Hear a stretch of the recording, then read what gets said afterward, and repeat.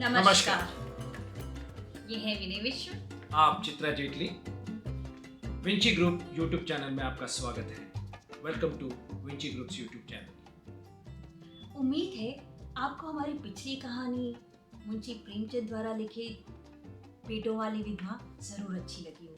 इसी श्रृंखला में हम बहुत सारी कहानियां पढ़ रहे हैं और हमारा मन करता है जब हम पढ़ रहे होते कि आपको ये कहानी भी सुना दें, ये भी सुना दें, पर उनमें से जो हमें बहुत इमोशनली टच कर रही है और जो आपको भी इमोशनली टच करे, हम कुछ ऐसी कहानियां चुन रहे हैं। और इसी श्रृंखला में जो हम नेक्स्ट कहानी अपनी लेकर आए हैं वो भी मुंशी प्रेमचंद द्वारा ही लिखित है, जिसका नाम है बालक। एक महत्वपूर्ण सूचना, प्लीज चैनल को सब्सक्राइब कीजिए और लाइक बटन दबाना मत भूलिए। तो चलिए शुरू करते हैं मुंशी प्रेमचंद द्वारा लिखित एक और कहानी, बालक।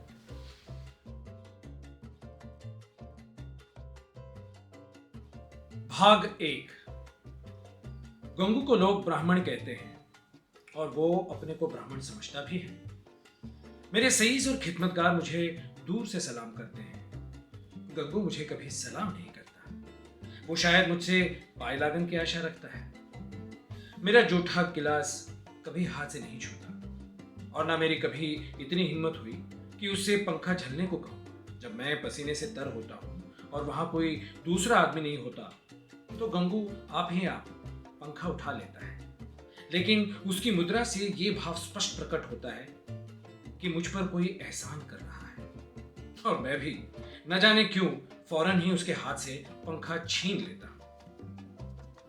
उग्र स्वभाव का मनुष्य है, किसी की बात नहीं सह सकता। ऐसे बहुत कम आदमी होंगे जिनसे उसकी मित्रता हो, पर सईस और खिदमतगार के साथ बैठना शायद वो अपमानजनक समझता है। मैंने उसे किसी से मिलते जुलते नहीं देखा। आश्चर्य ये है कि उसे भंग बोटी से प्रेम नहीं, जो इस श्रेणी के मनुष्यों में एक असाधारण गुण है। मैंने उसे कभी पूजा पाठ करते या नदी में स्नान करते नहीं देखा।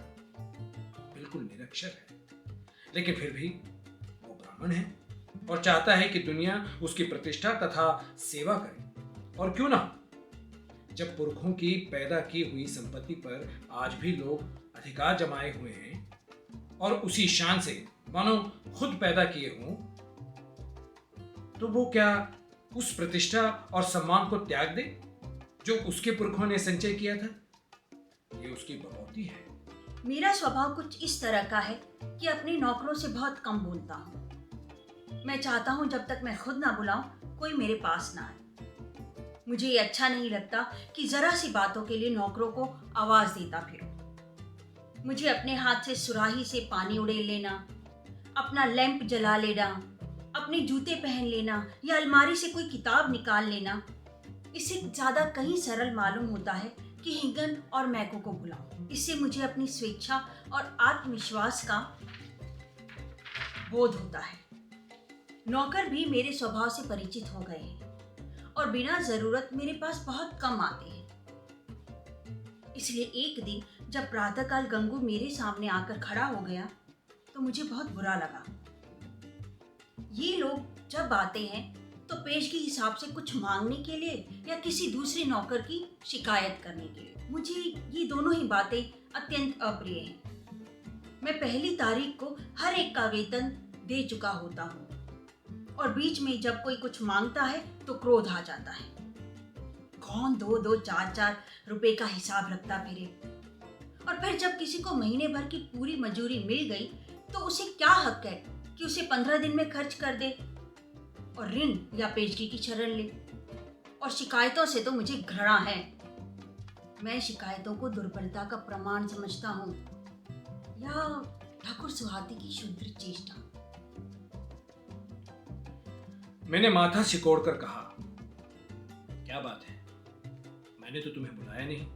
गंगू के तीखे अभिमानी मुख पर आज कुछ ऐसी नम्रता, कुछ ऐसी याचना, कुछ ऐसा संकोच था कि मैं चकित हो गया। ऐसा जान पड़ा वो कुछ जवाब देना चाहता है मगर शब्द नहीं मिल रहे हैं। मैंने जरा नम्र होकर कहा, आखिर क्या बात है, कहते क्यों नहीं? तुम जानते हो, ये मेरे ठहरने का समय है, मुझे देर हो रही है। गंगू ने निराश भरे स्वर में कहा। तो आप हवा खाने जाएं, मैं फिर आ जाऊंगा। ये अवस्था और भी चिंताजनक थी। इस जल्दी में तो वो एक क्षण में अपना वृत्तांत कह सुनाएगा। वो जानता है कि मुझे ज्यादा अवकाश नहीं है। दूसरे अवसर पर तो दुष्ट घंटों रोएगा। मेरे कुछ लिखने पढ़ने को तो वो शायद कुछ काम समझता हो, लेकिन विचार जो मेरे लिए सबसे कठिन साधना है, वो मेरे विश्राम करने का समय समझता है। वो उसी वक्त आकर मेरे सिर पर सवार हो जाएगा। मैंने निर्दयता के भाव से कहा, क्या कुछ पेशगी मांगने आए हो? मैं पेशगी नहीं देता। जी नहीं सरकार, मैंने तो कभी पेशगी नहीं मांगा। तो क्या किसी की शिकायत करना चाहते हो? मुझे शिकायतों से घृणा है। जी नहीं सरकार, मैंने तो कभी किसी की शिकायत की नहीं। गंगू ने अपना दिल मजबूत किया। उसकी आकृति से स्पष्ट झलक रहा था, मानो वो कोई छलांग मारने के लिए अपनी सारी शक्तियों को एकत्र कर रहा हो। और लड़खड़ाती हुई आवाज में बोला, मुझे आप छुट्टी दे दें, मैं आपकी नौकरी अब न कर सकूंगा। ये इस तरह का पहला प्रस्ताव था जो मेरे कानों में पड़ा। मेरे आत्माभिमान को चोट लगी। मैं जब अपने को मनुष्यता का पुतला समझता हूँ, अपने नौकरों को कभी कटु वचन नहीं कहता, अपने स्वामित्व को यथासाध्य म्यान में रखने की चेष्टा करता हूँ, तब मैं इस प्रस्ताव पर क्यों ना विस्मित हो जाता। कठोर स्वर में बोला, क्यों, क्या शिकायत है? आपने तो हुजूर जैसा अच्छा स्वभाव पाया है, वैसा क्या कोई पाएगा? लेकिन बात ऐसी आ पड़ी है कि अब मैं आपके यहाँ नहीं रह सकता। ऐसा ना हो कि पीछे से कोई बात हो जाए तो आपकी बदनामी हो। मैं नहीं चाहता कि मेरी वजह से आपकी आबरू में बट्टा लगे। मेरे दिल में उलझन पैदा हुई। जिज्ञासा की अग्नि प्रचंड हो गई। आत्मसमर्पण के भाव से बरामदे में पड़ी हुई कुर्सी पर बैठकर बोला, तुम तो पहेलियां बुझवा रहे हो, साफ साफ क्यों नहीं कहते, क्या मामला है? गंगू ने बड़ी नम्रता से कहा, बात यह है कि वो स्त्री जो अभी विधवा आश्रम से निकाल दी गई, वो गोमती देवी। वो चुप हो गया। मैंने अधीर होकर कहा, हाँ निकाल दी गई, तो फिर तुम्हारी नौकरी का उससे क्या संबंध? गंगू ने जैसे अपने सिर का भारी बोझ जमीन पर पटक दिया। मैं उसे ब्याह करना चाहता हूं बाबूजी। मैं विस्मय से उसका मुंह ताकने लगा। ये पुराने विचारों का पोंगा ब्राह्मण, जिसे नई सभ्यता की हवा तक ना लगी, उस उल्टा से विवाह करने जा रहा है, जिसे कोई भला आदमी अपने घर में कदम भी ना रखने देगा। गोमती ने मोहल्ले के शांत वातावरण में थोड़ी सी हलचल पैदा कर दी। कई साल पहले वह विधवाश्रम में आई थी। 3 बार आश्रम के कर्मचारियों ने उसका विवाह करा दिया था, पर हर बार वह महीने 15 दिन में भाग चली आती थी। यहाँ तक कि आश्रम के मंत्री ने अब की बार उसे आश्रम से निकाल दिया। तब से वो इसी मोहल्ले में एक कोठरी लेकर रहती थी और सारे मोहल्लों के शोधों के लिए मनोरंजन का केंद्र बनी हुई थी। मुझे गंगू की सरलता पर क्रोध भी आया और दया भी। इस गधे को सारी दुनिया में कोई स्त्री ही न मिलती थी जो इससे ब्याह करने जा रहा है। जब वो 3 बार पतियों के पास से भाग आई तो इसके पास कितने दिन टिकेगी? कोई गांठ का पूरा आदमी होता तो एक बात भी थी, शायद साल 6 महीने टिक जाती। ये तो निपट आंख का अंधा है, 1 सप्ताह भी तो निभाना होगा। मैंने चेतावनी के भाव से पूछा, तुम्हें इस स्त्री की कथा मालूम है? गंगू ने आंखों देखी बात की तरह कहा, सब झूठ है सरकार, लोगों ने नाहक उसको बदनाम कर दिया है। क्या कहते हो? वो 3 बार अपने पतियों के पास से भाग नहीं आई? उन लोगों ने उसे निकाल दिया तो क्या करती? कैसे बुद्धू आदमी हो, कोई इतनी दूर से आकर विवाह करके ले जाता है, हजारों रुपए खर्च करता है इसलिए कि औरत को निकाल दे। गंगू ने भावुकता से कहा, जहां प्रेम नहीं है हुजूर, वहां कोई स्त्री नहीं रह सकती। स्त्री केवल रोटी कपड़ा ही नहीं चाहती, कुछ प्रेम भी तो चाहती है। वे लोग समझते होंगे कि हमने एक विधवा से विवाह करके उसके ऊपर कोई बहुत बड़ा एहसान कर दिया है। चाहते होंगे कि तन मन से वो उनकी हो जाए, लेकिन दूसरों को अपना बनाने के लिए पहले आप उसका बन जाना पड़ता है हुजूर। ये बात है। फिर उसे एक बीमारी भी है, उसे कोई भूत लगा हुआ है। ये कभी कभी भगझक करने लगती है और बेहोश हो जाती है। और तुम ऐसी स्त्री से विवाह करोगे? मैंने संदिग्ध भाव से सिर हिलाकर कहा। समझ लो, जीवन कड़वा हो जाएगा। गंगू ने शहीदों के से आवेश से कहा, मैं तो समझता हूँ मेरी जिंदगी बन जाएगी बाबूजी, आगे भगवान की मर्जी। मैंने जोर देकर पूछा, तो तुमने तय कर लिया है? हाँ हुजूर। तो मैं तुम्हारा इस्तीफा मंजूर करता हूँ। मैं निरर्थक रूढ़ियों और व्यर्थ के बंधनों का दास नहीं हूँ, लेकिन जो आदमी एक दुष्टा से विवाह करे उसे अपना यहाँ रखना वास्तव में जटिल समस्या थी। आए दिन टंटे बखेड़े होंगे, नई नई उलझने पैदा होंगी, कभी पुलिस दौड़ लेकर आएगी, कभी मुकदमे खड़े होंगे, संभव है चोरी की वारदातें भी हों। इस दलदल से दूर रहना ही अच्छा। गंगू क्षुधा पीड़ित प्राणी की भांति रोटी का टुकड़ा देखकर उसकी ओर लपक रहा है। रोटी जूठी है, सूखी हुई है, खाने योग्य नहीं है, इसकी उसे परवाह नहीं। उसको विचार बुद्धि से काम लेना कठिन था। मैंने उसे पृथक कर देने में ही अपनी कुशल समझी। भाग 2। 5 महीने गुजर गए। गंगू ने गोमती से विवाह कर लिया था और उसी मोहल्ले में एक खपरेल का मकान लेकर रहता था। वो अब चाट का खोचा लगाकर गुजर बसर करता था। मुझे जब कभी बाजार में मिल जाता तो मैं उसका कुशल क्षेम पूछता। मुझे उसके जीवन से विशेष अनुराग हो गया था। ये एक सामाजिक प्रश्न की परीक्षा थी, सामाजिक ही नहीं मनोवैज्ञानिक भी। मैं देखना चाहता था इसका परिणाम क्या होता है। मैं गंगू को सदैव प्रसन्न मुख देखता, समृद्धि और निश्चिंतता के मुख पर जो एक तेज और स्वभाव में जो एक आत्मसम्मान पैदा हो जाता है, वो मुझे यहाँ प्रत्यक्ष दिखाई देता था। रुपये 20 आने की रोज बिक्री हो जाती थी। इसमें लागत निकालकर 8-10 आने बच जाते थे। यही उसकी जीविका थी। किंतु इसमें किसी देवता का वरदान था, क्योंकि इस वर्ग के मनुष्यों में जो निर्लज्जता और विपन्नता पाई जाती है, इसका वहां चिन्ह तक न था। उसके मुख पर आत्मविकास और आनंद की झलक थी, जो चित्त की शांति से ही आ सकती है। एक दिन मैंने सुना कि गोमती गंगू के घर से भाग गई है। कह नहीं सकता क्यों। मुझे इस खबर से एक विचित्र आनंद हुआ। मुझे गंगू के संतुष्ट और सुखी जीवन पर एक प्रकार की ईर्ष्या होती थी। मैं उसके विषय में किसी अनिष्ट की, किसी घातक अनर्थ की, किसी लज्जास्पद घटना की प्रतीक्षा कर रहा था। इस खबर से इस ईर्ष्या को सांत्वना मिली। आखिर वही बात हुई जिसका मुझे विश्वास था।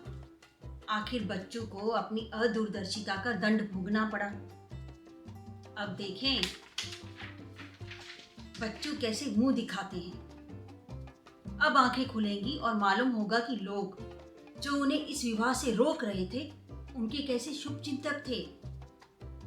उस वक्त तो ऐसा मालूम होता था मानो आपको कोई दुर्लभ पदार्थ मिल रहा है, मानो मुक्ति का द्वार खुल गया है। लोगों ने कितना कहा कि ये स्त्री विश्वास के योग्य नहीं है, कितनों को दगा दे चुकी है, तुम्हारे साथ भी दगा करेगी, लेकिन इन कानों पर जूं तक ना रहेंगी। अब मिले तो जरा इनका मिजाज पूछूं, कहूं क्यों महाराज, देवी जी का ये वरदान पाकर प्रसन्न हुए या नहीं? तुम तो कहते थे वो ऐसी है और वैसी है। लोग उस पर केवल दुर्भावना के कारण दोष आरोपित करते हैं। अब बतलाओ किसकी भूल थी? उसी दिन संयोगवश गंगू से बाजार में भेंट हो गई। घबराया हुआ था, बदहवास था, बिल्कुल खोया हुआ। मुझे देखते ही उसकी आंखों में आंसू भर आए, लज्जा से नहीं, व्यथा से। मेरे पास आकर बोला, बाबूजी, गोमती ने मेरे साथ विश्वासघात किया। मैंने कुटिल आनंद से लेकिन कृत्रिम सहानुभूति दिखाकर कहा, तुमसे तो मैंने पहले ही कहा था, लेकिन तुम माने ही नहीं। अब सब्र करो, इसके सिवा और क्या उपाय है? रुपये पैसे ले गई या कुछ छोड़ गई? गंगू ने छाती पर हाथ रखा। ऐसा जान पड़ा मानो मेरे इस प्रश्न ने उसके हृदय को विदीर्ण कर दिया। अरे बाबूजी, ऐसा ना कहिए। उसने धेले के भी चीज नहीं छुई। अपना जो कुछ था वो भी छोड़ गई। न जाने मुझ में क्या बुराई देखी। मैं उसके योग्य ही नहीं था, और क्या कहूं। वो पढ़ी लिखी थी, मैं करिया अक्षर भैंस बराबर। मेरे साथ इतने दिन रही, यही बहुत था। कुछ दिन और उसके साथ रह जाता तो आदमी बन जाता। उसका आपसे कहां तक बखान करूं हुजूर। औरों के लिए तो चाहे जो कुछ भी रहे, मेरे लिए तो किसी देवता का आशीर्वाद थी। न जाने मुझसे ऐसी क्या खता हो गई। मगर कसम ले लीजिए, जो उसके मुख पर मैल तक आया हो, मेरी औकात ही क्या है बाबूजी। 10-12 आने का मजूर हूं, पर इसी में उसके हाथों इतनी बरकत थी कि कभी कमी नहीं पड़ी। मुझे इन शब्दों से घोर निराशा हुई। मैंने समझा था वो इसकी बेवफाई की कथा कहेगा और मैं उसकी अंधभक्ति पर कुछ सहानुभूति प्रकट करूंगा। मगर उस मूर्ख की आंखें अब तक नहीं खुली। अभी उसी का मंत्र पढ़ रहा है। अवश्य ही इसका चित्त कुछ अव्यवस्थित है।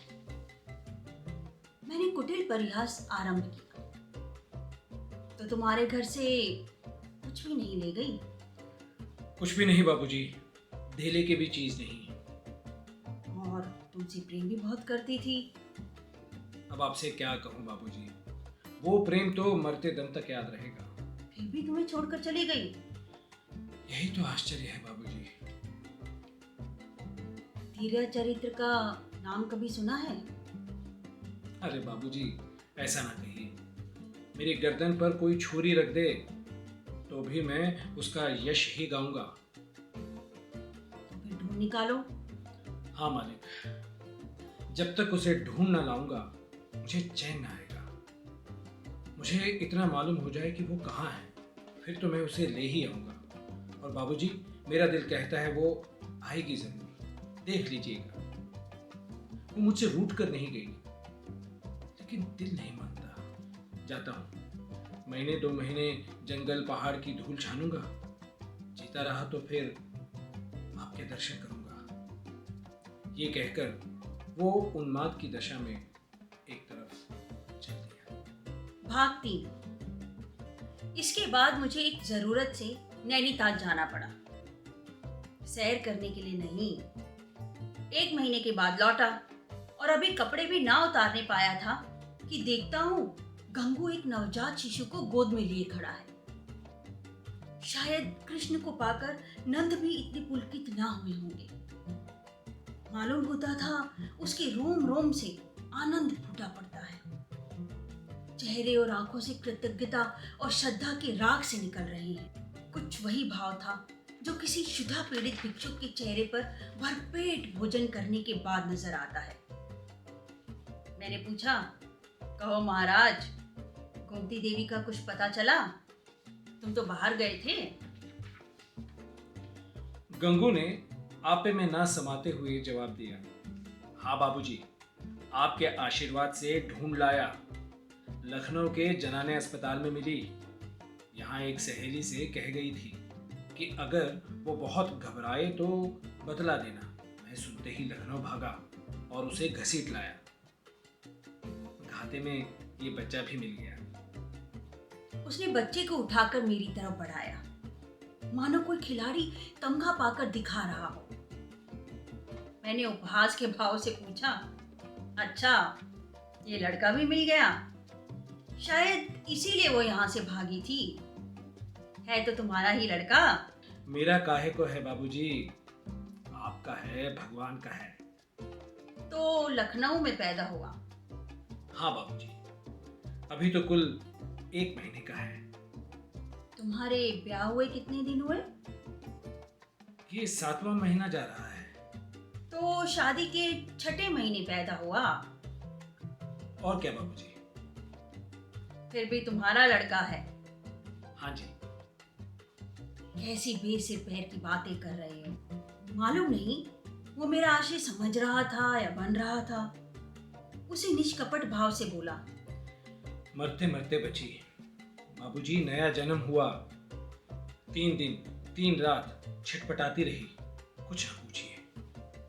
मैंने अब जरा व्यंग्य भाव से कहा, लेकिन 6 महीने में लड़का होते आज ही सुना। ये चोट टिशाने पर जा बैठी। मुस्कुराकर बोला, अच्छा वो बात, मुझे तो उसका ध्यान भी नहीं आया। इसी भय से तो वो भागी थी। मैंने कहा, गोमती, अगर तुम्हारा मन मुझसे नहीं मिलता तो तुम मुझे छोड़ दो। मैं अभी चला जाऊंगा और फिर कभी तुम्हारे पास नहीं आऊंगा। तुमको जब कुछ काम पड़े तो मुझे लिख देना, मैं भरसक तुम्हारी मदद करूंगा। मुझे तुमसे कुछ मलाल नहीं है। मेरी आंखों में तुम अब भी उतनी ही भली हो। अब भी मैं तुम्हें उतना ही चाहता हूं। नहीं, अब मैं तुम्हें और ज्यादा चाहता हूं। लेकिन अगर तुम्हारा मन मुझसे फिर नहीं गया तो मेरे साथ रहो। गंगू जीते जी तुमसे बेवफाई कभी नहीं करेगा। मैंने तुमसे इसीलिए विवाह नहीं किया कि तुम देवी हो, बल्कि इसीलिए कि मैं तुम्हें चाहता था और सोचता था कि तुम भी मुझे चाहती हो। ये बच्चा मेरा बच्चा है, मेरा अपना बच्चा है। मैंने एक बोया हुआ खेत लिया तो क्या उसकी फसल को इसीलिए छोड़ दूंगा कि उसे किसी दूसरे ने बोया था? ये कहकर उसने जोर से ठट्ठा मारा।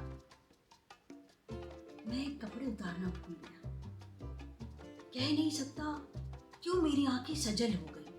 ना जाने वो कौन सी शक्ति थी जिसने मेरी मनोगत घृणा को दबाकर मेरे हाथों को बढ़ा दिया।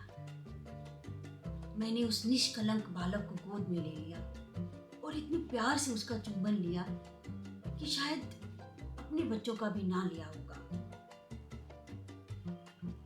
गंगू बोला, बाबूजी, आप बड़े सज्जन हैं। मैं गोमती से बार बार आपका बखान किया करता हूं। कहता हूं, चल एक बार उनके दर्शन कर लें, लेकिन मारे लाज वो कभी आती ही नहीं। मैं और सज्जन? अपनी सज्जनता का पर्दा आज मेरी आंखों से हटा।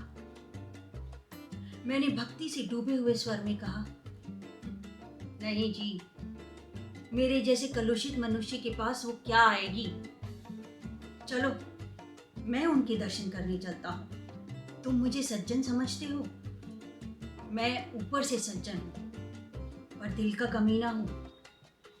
असली सज्जनता तुम में है और ये बालक वह फूल है जिससे तुम्हारी सज्जनता की महक निकल रही है। मैं बच्चे को छाती से लगाए हुए गंगू के साथ चला। तो ये थी कहानी बालक, मुंशी प्रेमचंद द्वारा लिखी। हमें विश्वास है कि ये कहानी आपको जरूर अच्छी लगेगी। आप अपने कमेंट्स हमें जरूर लिख दीजिए और हाँ, सब्सक्राइब करना और लाइक करना ना भूलिए। और जल्द ही हम एक और कहानी के साथ आपके सामने उपस्थित होंगे। तब तक के लिए नमस्कार। नमस्कार।